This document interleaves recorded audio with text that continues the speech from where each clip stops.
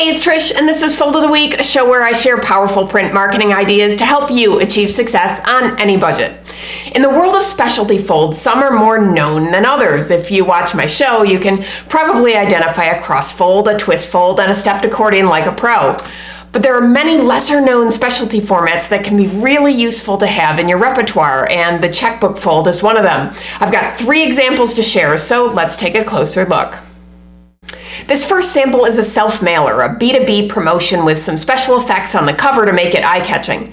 You'll see as we look inside, the checkbook has 4 panels that open into a bi-directional reveal up and down. You can play with the reveal and decide which panel goes up and which goes down. That part is up to you. You can also treat the interior panels as separate or as one unified spread. One of the things you'll notice with these samples I'm sharing today is that they all share a similar proportion. Checkbooks are most commonly produced in a long rectangular format. That's likely where the name comes from too. They kind of look like a checkbook.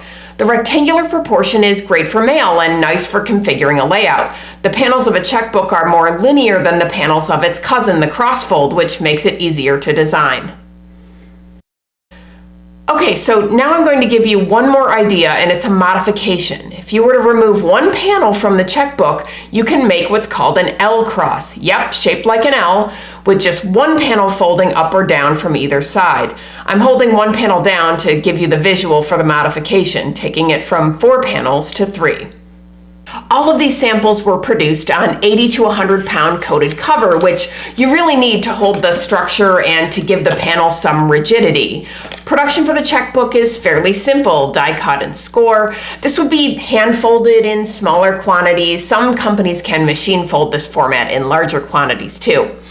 A great format and something to really keep in mind the next time you're looking to send something unique.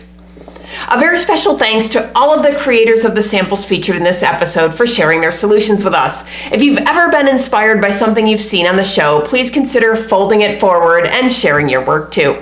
If you're looking for more ideas, downloads, and templates, visit Foldfactory.com, and remember, think finishing at the beginning. I'll see you next week. Bye.